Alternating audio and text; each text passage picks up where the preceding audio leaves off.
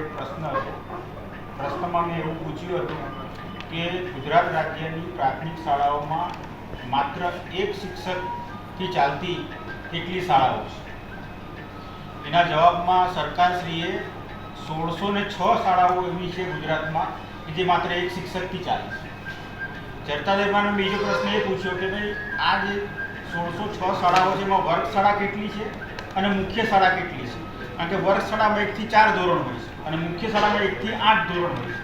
તો મંત્રીશ્રીએ જવાબમાં આપ્યું છે કે મેં એક પણ વર્ગશાળા નથી. એનો મતલબ એ થાય કે 1606 મુખ્ય શાળા છે એમાં 1 થી 8 ધોરણના વિદ્યાર્થીઓ ભણે છે, એ માત્ર એક શિક્ષકથી ભણે છે. એટલે તમે પરિસ્થિતિ સમજી શકો છો કે આ શિક્ષણની કેટલી હદે શિક્ષણનું સ્તર કથળી ગયું છે. કારણ કે ભૂતકાળમાં શાળા પ્રવેશો દરમિયાન આપણા જે સિનિયર આઈએસ અધિકારી છોટાઉદેપુરની મુલાકાતે ગયેલા હતા અને એમણે પણ 3 પાનાનો રિપોર્ટ કર્યો હતો. એમાં એમણે સ્પષ્ટ જણાવ્યું હતું કે 8મું ધોરણ ભણતા વિદ્યાર્થીઓ પણ આખું વાક્ય વાંચી શકતા નથી ને વિરોધી શબ્દ કે સમાનાર્થી શબ્દ એ કોને કહેવાય એ પણ એમને ખબર પડતી નથી. સામાન્ય ગુણાકાર કે ભાગાકાર પણ કરી શકતા નથી. તો આ હદે પ્રાથમિક શિક્ષણનું સ્તર કથળ્યું હોય ને એમાં પણ નવાઈની વાત એ છે કે એક છોટાઉદેપુર જિલ્લો કે જ્યાં રિપોર્ટ કરવામાં આવેલો હતો કે સૌથી ખરાબ સ્થિતિ છોટાઉદેપુરની છે, એમાં 22% શાળાઓમાં એક જ શિક્ષક છે. બીજો એવો જિલ્લો છે દેવભૂમિ દ્વારકા, એમાં લગભગ 17% સ્કૂલોમાં એક જ શિક્ષક છે. અમે પ્રશ્નમાં એ પણ પૂછ્યું હતું કે આ જે ખાલી જગ્યાઓ છે એમાં 1 થી વધારે શિક્ષકોની ભરતી આપ ક્યારે કરશો? તો સરકારે એટલો ઉડાવ જવાબ આપ્યો છે, બને એટલી ઝડપથી. હવે બને એટલી ઝડપથીનો અર્થ શું થાય મને કોઈ સમજાવશે? બને એટલી ઝડપથી એટલે શું? સરકારે ચોક્કસ વિધાનસભામાં જવાબ આપતી હોય તો સમય મર્યાદા સાથે જવાબ આપવાનો. એટલે 1 વર્ષમાં કરીશું કે શાળાનું સત્ર શરૂ થાય ત્યારે કરીશું કે દિવાળી વેકેશન પછી કરીશું. પણ જેમ બને એમ ઝડપથી આવો ઉડાવ જવાબ પણ સરકાર દ્વારા આપવામાં આવ્યો છે. અને નવાઈની વાત એ છે કે ગયા વર્ષે આ જ પ્રશ્ન માર્ચ મહિનામાં વિધાનસભામાં પૂછવામાં આવ્યો. એ વખતે સરકારશ્રીનો જવાબ હતો કે એક શિક્ષકથી ચાલતી શાળાઓ લગભગ 754 છે. તો 1 વર્ષમાં એ 754ની જગ્યાએ 700 થવી જોઈએ, 500 થવી જોઈએ, ઘટવી જોઈએ. એની જગ્યાએ આ વર્ષે 1 વર્ષ પછી 1606 પર પહોંચે.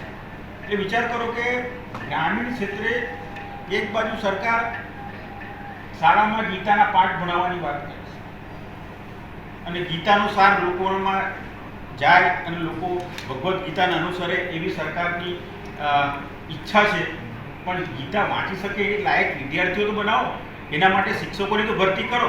એ તો સરકાર કરતી નથી. તો કેવી રીતે આ શાળાના વિદ્યાર્થીઓ ગીતા વાંચી શકશે અને ગીતાનો સાર મનમાં ઉતારી શકશે ને એ ગીતાના સારનું આચરણ કરી શકશે?